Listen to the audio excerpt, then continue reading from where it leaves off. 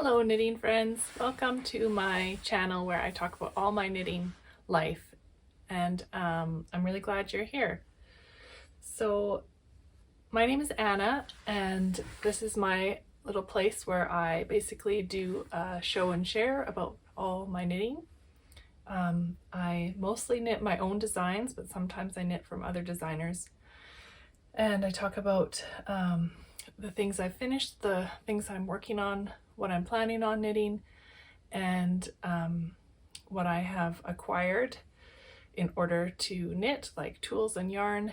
And sometimes I talk a little bit about what's happening on my farm, since I live out here in the country in Alberta, Canada. You can learn more about my land acknowledgement and some of the long human and natural history of the place where I live in the About section on my channel.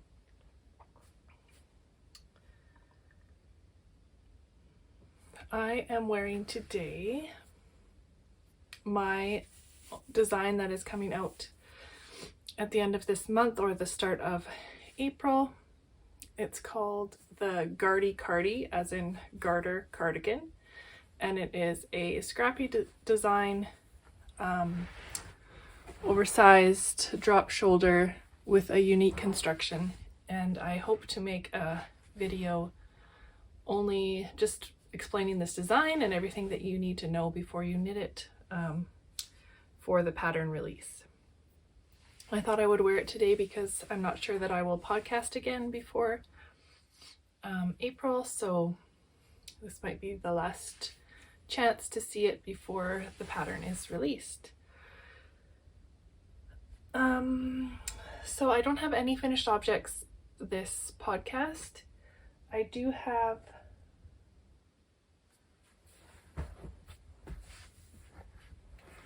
I finished some swatches for this cardigan's pattern. I explained, because it's a scrappy design, I explain some color theory and color management in order to make it more cohesive, because if you've done a scrappy project before, you might know how it can really become pretty wild without some pre-planning. So my hope is that you can take all of your leftover balls of yarn, all your tiny scraps, any mini skeins you have that don't have a designated project, and put them all together and create one beautiful garment. These were all scraps from my collection, except that I kept the edging cord color the same. I used Sassy Strings Yarn Studios fingering weight yarn, held it's held single for the brioche in the color Blackberry. So I did some swatches just explaining some different ways of organizing your yarn. I will hopefully explain this more thoroughly in another video, and also there is a whole appendix in the pattern explaining this. But this is basically this is the right side here, explaining how to use different color families to create a cohesive color fabric. Whereas often we organize by, this one is organized by color value. So moving from light to medium tone colors.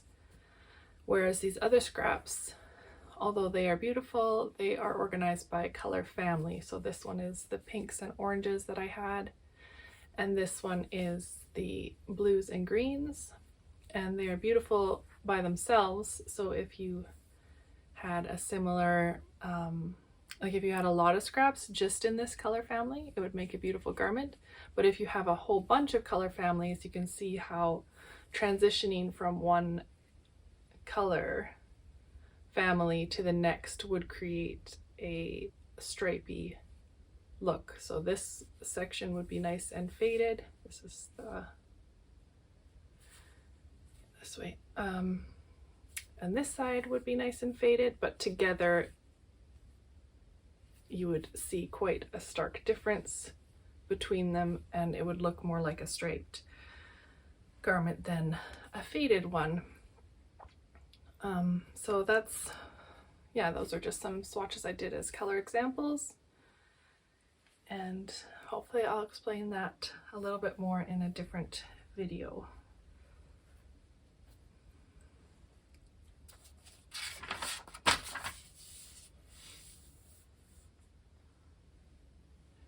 I have a few works in progress. Some of them I cast on between my last podcast and this one.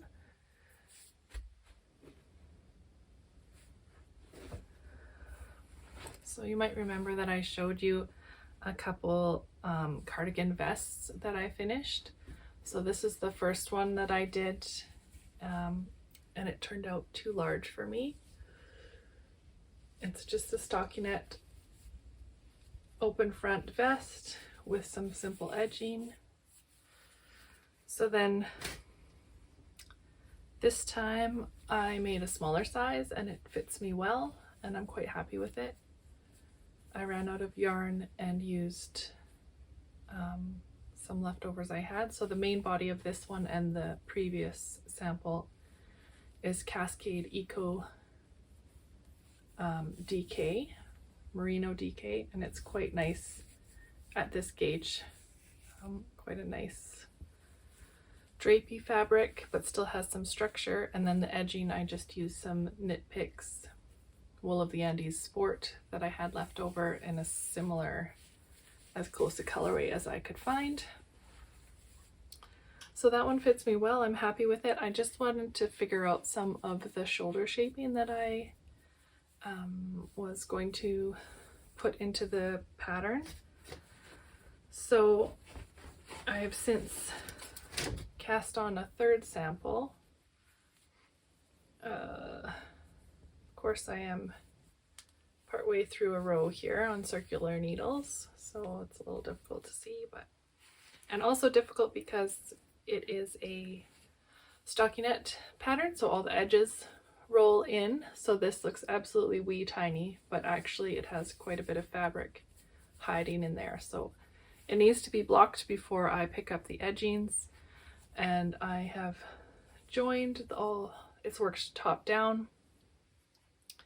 And I've joined the two front pieces and the back, and I've worked the set and sleeve armhole shaping, and now it's just straight stockinette without shaping to the hemline. So once I have this blocked and I'm sure that I like what I've done there along the shoulders, then I will send it to tech editing and call for testers. However, I have some things happening this month, so I'm not sure when that exactly will happen. So this is worked in a couple skeins I had in my stash. Oh, there's a stitch holder. And there's also some dental floss. That's what I use to put my stitches on hold. Nothing fancy here. So this is a skein of Shetland worsted from Long Way Homestead.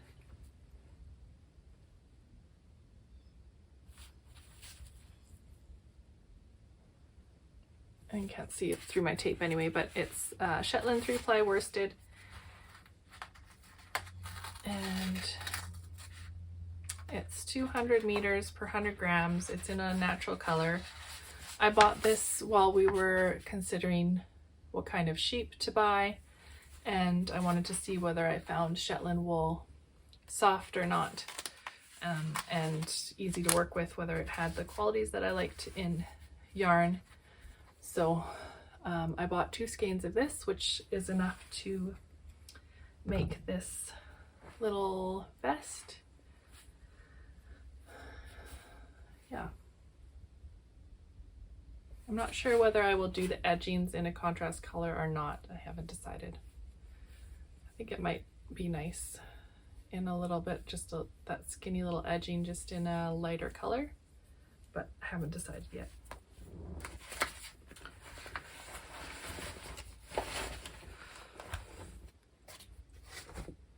Another work in progress is the design I'm working with in Brooklyn Tweed Shelter, which was the yarn was provided to me by the company. And I have split for sleeves and body. This is the front.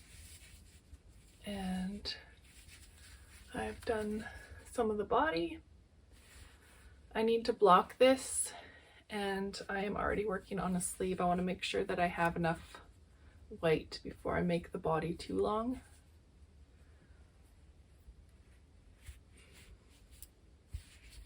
So up to here has been blocked, and I need to block the yoke before I keep going to make sure that I have the right yoke depth.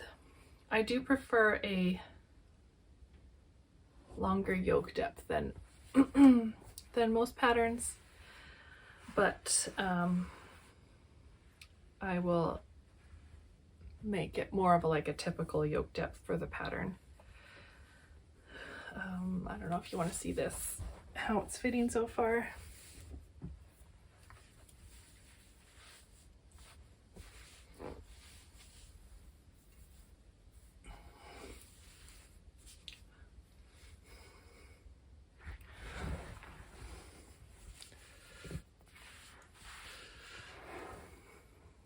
Yeah, I'm really happy with it so far. This is marking my center front, and it has a couple purl rows just to add some more definition in between the stitch patterns.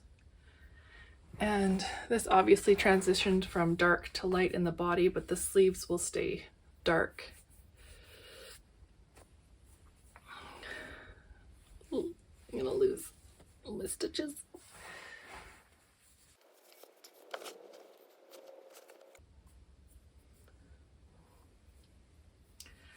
So, yeah, I lost some stitches here.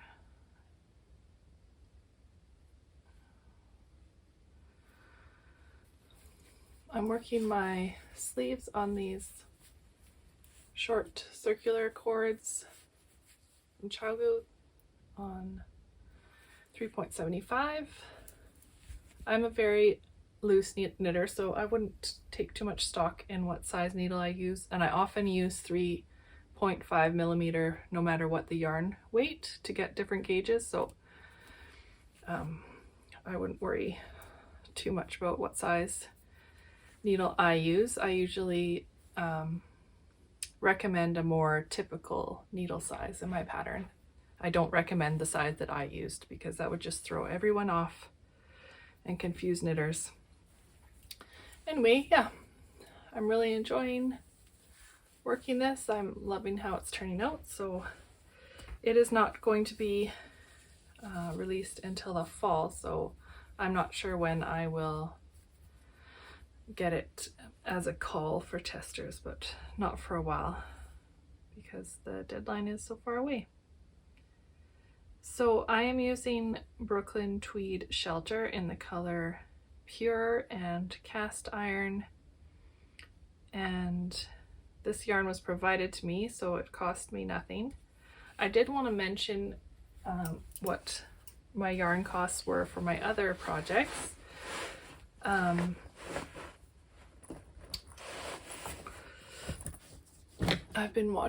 watched a couple of the Woolly Worker podcasts. She's a young lady living in the UK, but she's originally from Belgium. Anyway,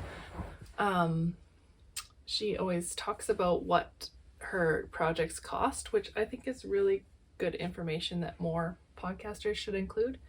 So I wanted to include that information also. I already forgot to do that for these projects, but this was this little cardigan vest that's taking 2 skeins for size 3. I'm knitting size 3.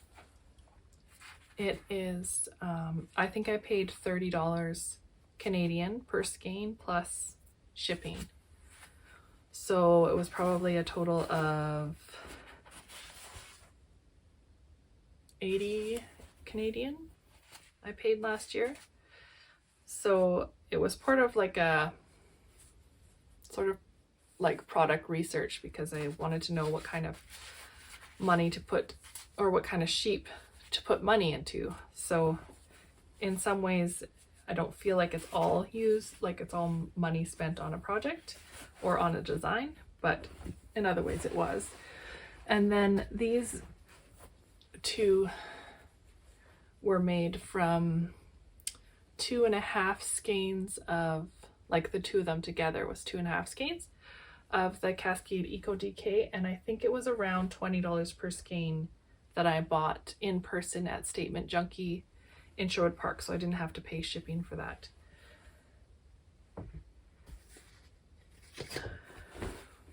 And then I have another project that I've cast on. This is a new blanket. After finishing the Seed Star hat, or after my sample knitter, my mother, finished the Seed Star hat for me, I really wanted to keep pursuing this sort of construction method for blankets. I find it really a soothing knit if you have the time, and if it's like a long-term project, it's really easy to pick up and put down. So I started a new blanket, so it started from the center out, and this one is going to have little lace stripes every 2.5 inches of stockinette. It's increasing along these raglan like seams here at 4 points, and the center part also has a lace edge, and then it's going to continue out, and I'm thinking maybe a feather and fan, finishing off with a feather and fan border, so quite a large border of feather and fan, probably in a lighter contrast color maybe. I'm thinking possibly like a beige or a light pink. I haven't decided yet. I don't think I'll do it all in one color though. And this one I am working up in, this is BC Garn Bio Shetland. I have lost the yarn tags. They used to be in here, but they're not. It is a light fingering weight yarn, pure wool. And I didn't buy this. It was given to me. My mom bought it for another project that she decided she didn't want it. She didn't want to use it anymore and knew that I liked this kind of yarn. So I have only two skeins of it. They're only 50 grams each. So this one is the one that I've started with, and I've got this much out of it. So I'm just going to continue until I run out, and then I'll decide whether I want to find more of this yarn or if I want to then start the feather and fan in the contrast color at that point. It's really memorizable and really portable so far. It's not very big, and yeah, I think it will block really nicely.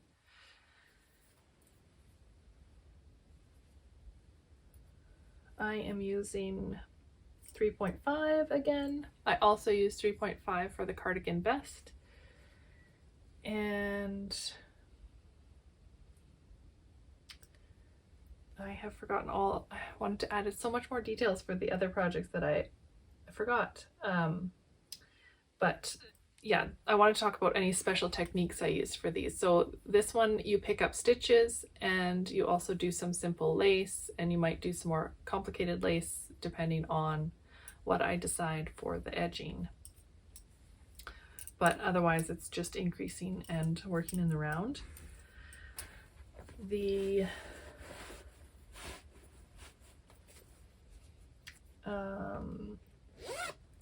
cardigan vest has some interesting neckline and shoulder shaping. I've incorporated some short rows in a different place than you might normally do them, and the shoulder shaping is different than any other construction method I've done before. You might have seen the Coco Knits or the Ziggurat top-down compound shaping, where it basically you have the back neck and then you increase along these edges to your cross back measurement, and then you turn your work and pick up along that cast on edge and work down straight. So that means that this part and this part goes diagonal to your increase line. So you work both fronts that way, and then you do some, if you're doing a set-in sleeve, you do armhole shaping and then you join all your pieces. This one's different than that. You are working your back, shoulder, fronts all in one piece to here. Then you split, work your straight sections and your armhole shaping, and then join again and work down that way.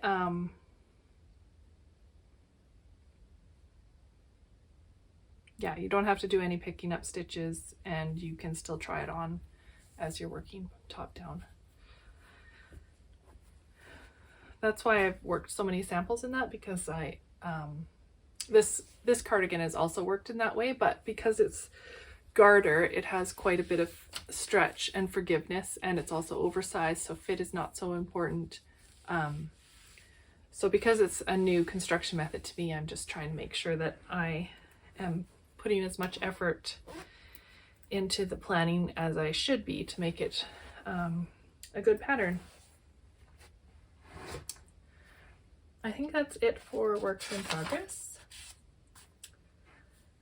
For plans and dreams, I made these boot liners for my daughter's boots before Christmas, and I wasn't sure how they would hold up because they're just made with two yarns held together, but there's no nylon in it, and it's a worsted spun yarn, so it's not very strong. The one boot is held up really well, but the other one has a hole in it.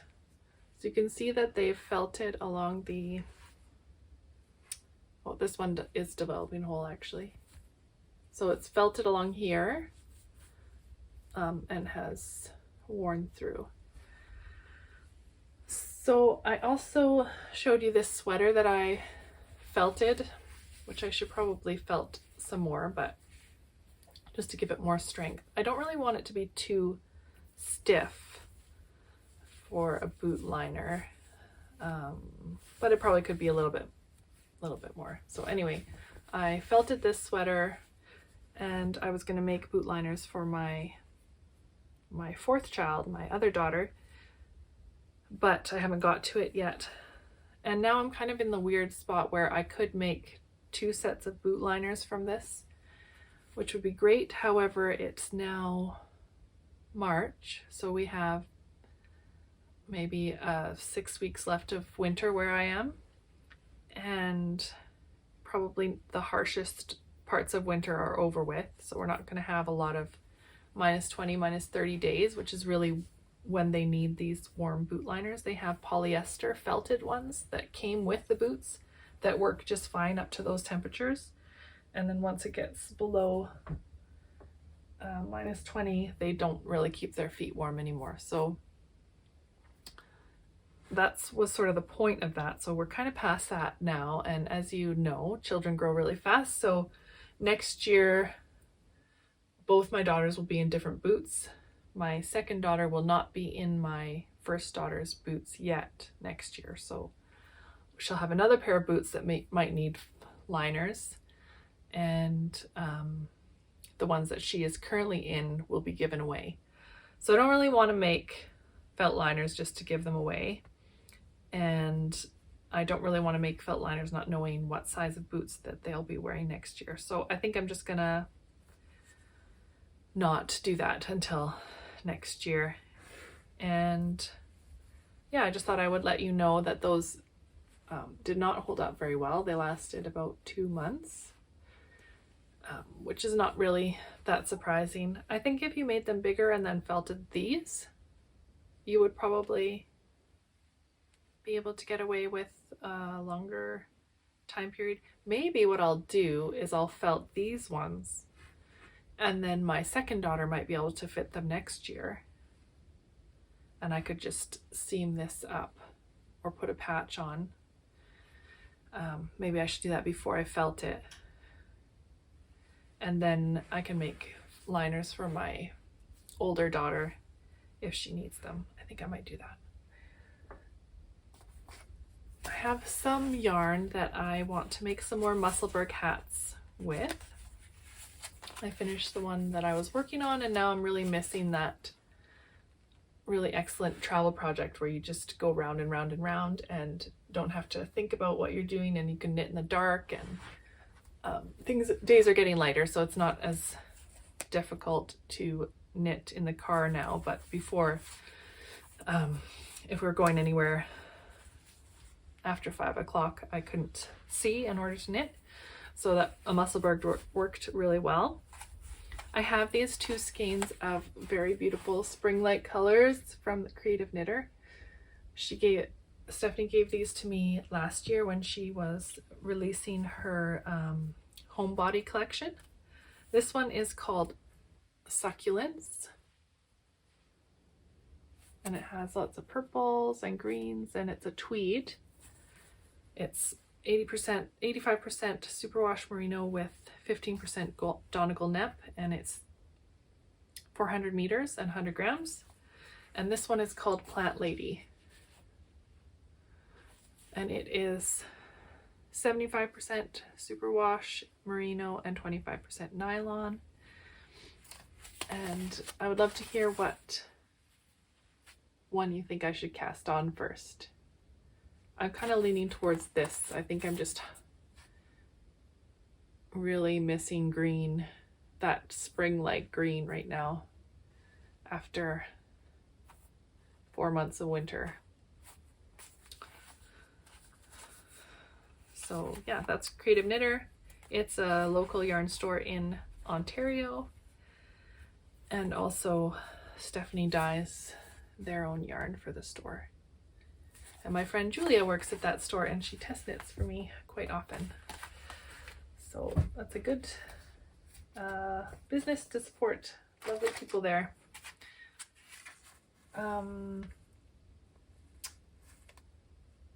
Yeah, and then I was hoping to, my plan is for these Musselburghs is that I don't wear these colors. They just wash me out. I love them. I think they're gorgeous. But personally for me, I would not wear these colors near my face.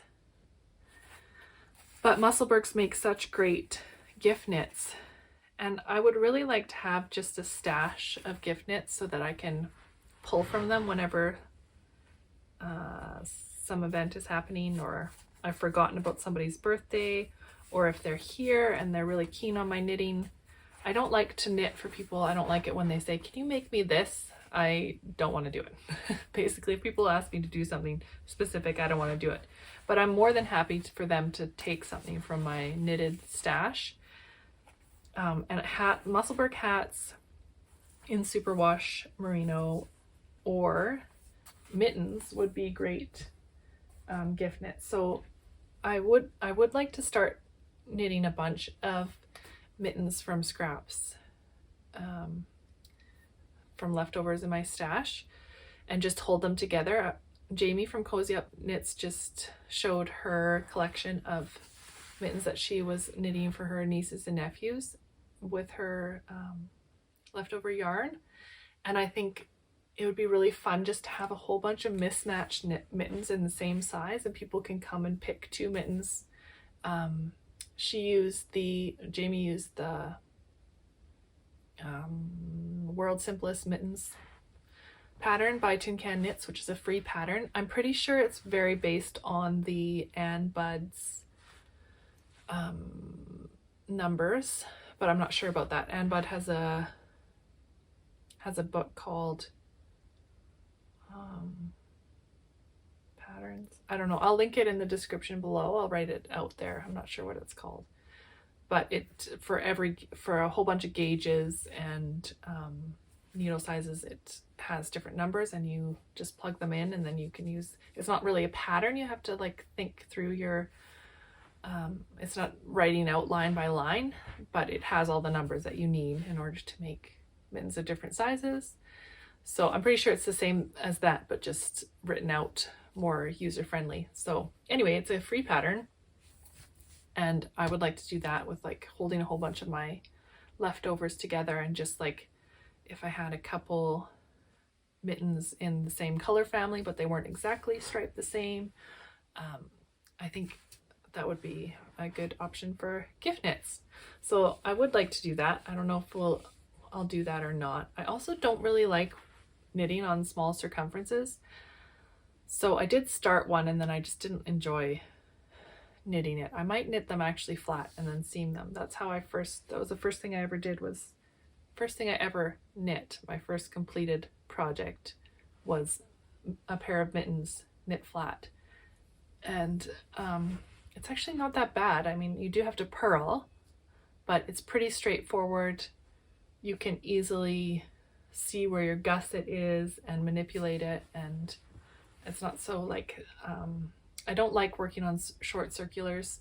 I find it hurts my wrists, and that way you can just work on whatever size cord you want and turn your work. So I might adjust it for knitting flat.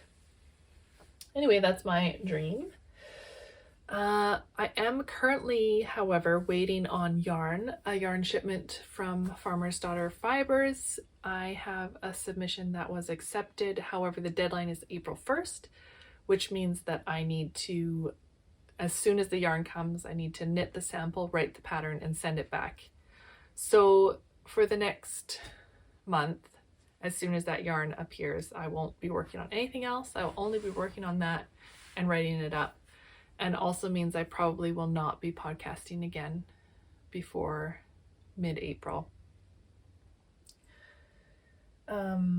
Yeah, so the submission is, I won't tell you who it's for or what it is that I'm working on, but they're paying me a very good price. However, I have to buy the yarn myself. So that's a bit of a cost, especially at US prices. So the Farmer's Daughter Fibers is located in Montana, and it's a worsted weight design. So each skein is $34 US, plus I had to pay $42 US in order to get it shipped to me quickly. So I think it will all be worth it in the end, based on what they said they will pay me, but it's just a lot of money to put into a project at the start.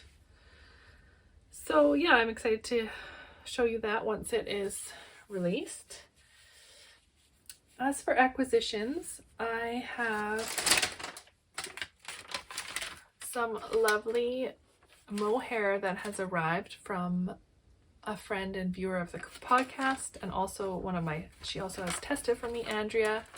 She runs a cooking school, and she's called a knitting chef on Instagram. She sent me all of her mohair scraps. Well, not all of them, but a variety of them she thought I might be able to use. I'm very sensitive to mohair, but I haven't tried very many kinds of them. So I didn't want to buy a whole bunch of skeins to try them and find out that they didn't work. So Andrea so kindly wondered if I wanted to try some of her leftovers. So she sent me a whole bunch of these little cards with her scraps on them, and with the name of the mohair and kinds of information. So like this one is Twisted Willow Kid Silk, and this one is Miss Babs. That's kid mohair. So apparently kid mohair is the fleece of the baby goats up to 6 months old or something like that, and it's softer than than something just listed as mohair. So this one is Emma's Yarn Marvelous Mohair. It's kid mohair with silk and biche bouche. It's also kid mohair. And lastly is Magpie Fibers.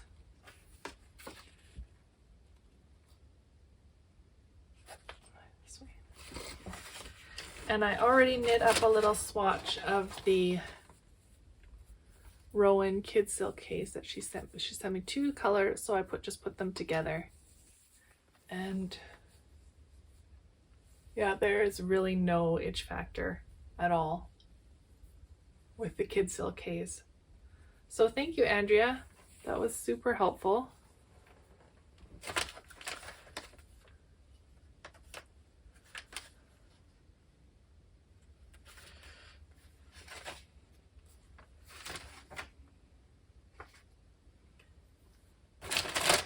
And along with that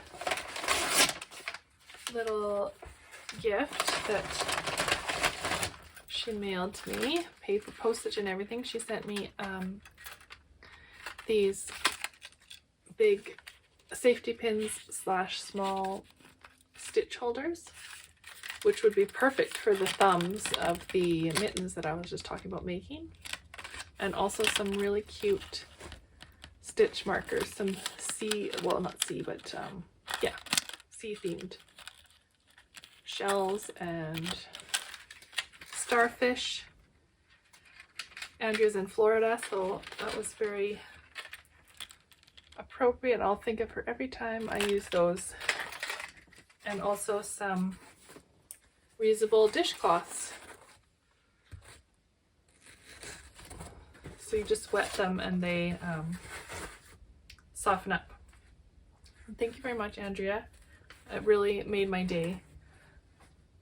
I also forgot to bring up another partial plate of Crux Fiber Unspun that Brittany so kindly sent me for another design that I'm planning with that, with mohair, holding mohair with the unspun, to make a long cardigan with the construction method of these cardigan vests, except that it will you will also work the sleeves. So you will work raglan increases on the shoulders, so it's like a saddle shoulder, raglan increase, also a yoke at the same time. However, as I said, I suddenly had my schedule taken over by this submission that was accepted, so I will have to see when I can get that done.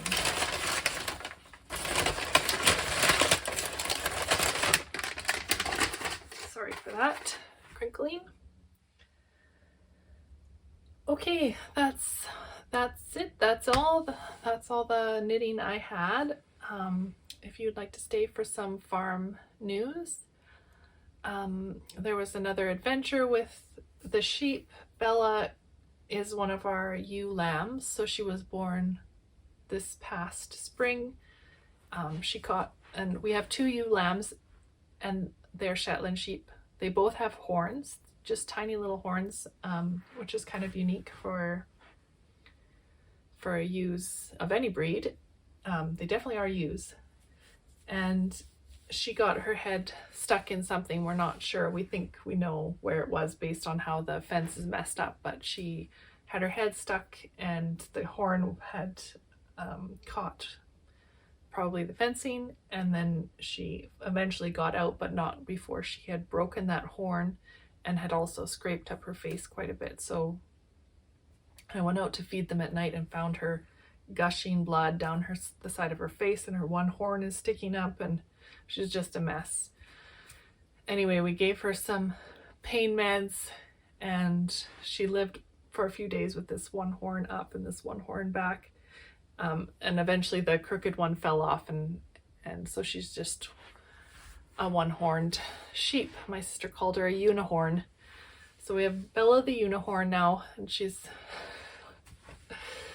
kind of ironic because she's called Bella, so she's beautiful, but she's just a little bit damaged. And then now we have both rams stuck in the one pen and they're trying to get out, but we just have to wait till their slaughter date comes up, and hoping to get them shorn before that, although it's not exactly the biggest priority at the moment. We had another adventure with Dee Dee, who is one of the full-grown ewes who went to Camrose to be with some rams, some new boyfriends.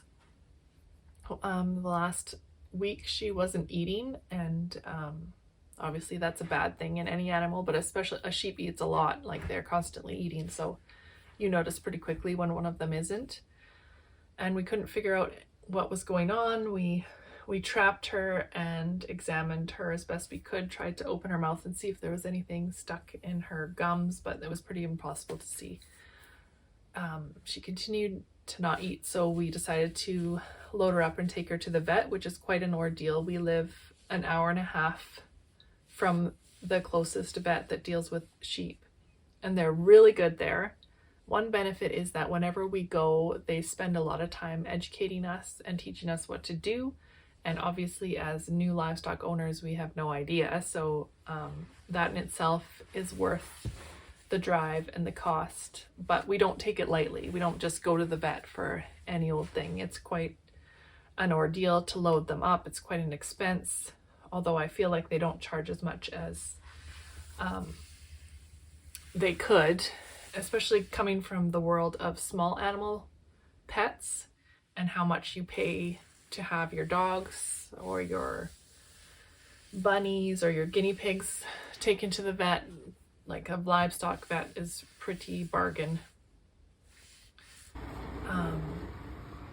Yeah, so we loaded her up and took her there, and we didn't know if she was pregnant, so one benefit was that while they were there, they did an ultrasound and found out she's pregnant with twins. So that was exciting, and a little bit also nerve-wracking because she wasn't eating, so she needs to be eating more, not less. Anyway, they didn't find anything particular that was wrong with her. No, they sedated her and looked in her mouth, and there was nothing obviously wrong with her. She seemed very healthy. The vet said if it wasn't for her being not eating and seeming to be in pain, then he would have thought she was a very healthy sheep. So he did notice that her teeth were sharp. I guess that can stop sheep from eating, but so we ground them down with some tool.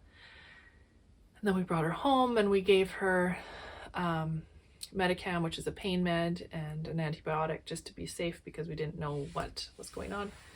And so now she's eating. So not exactly sure what the root cause was, but anyway, we're glad that she's eating again and that she's pregnant, and we should be expecting twins in May, mid-May. And yeah, I think that's it. It's this time of year that we start thinking about what we're going to be doing for this year coming up on our land, what we're going to be growing in our garden, and what kind of animals we're going to raise seasonally. So last year we raised 50 chickens, just from spring to, not even spring, like they'd only take 8 weeks to be ready.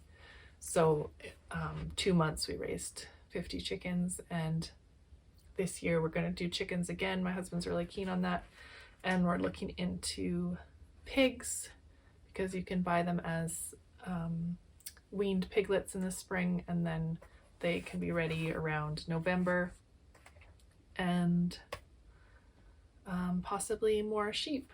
I would really like to get some more Shetlands, or I would love to get Targhee or Corriedale, but those ones are harder to find. So anyway, that's the farm news. Otherwise, like it is March, it's still winter, so it's kind of like the quiet time on the farm. We just maintain and keep everyone alive through the winter. So that's pretty much it. So I probably won't see you until April. I hope you have a wonderful March. If you're somewhere where March means spring, I hope that's really beautiful for you and you get those fresh spring rains and those green leaves starting. If you're somewhere where you're saying goodbye to summer and heading towards winter, I hope you can still find joy and beauty and color in your day. Thanks for being here with me, and thanks for sharing your knitting joy. I just love that we are a global knitting community and we are all obsessed with making and creating, and I think it's a great place to be. So I guess with that said, take care. I'll talk to you next time.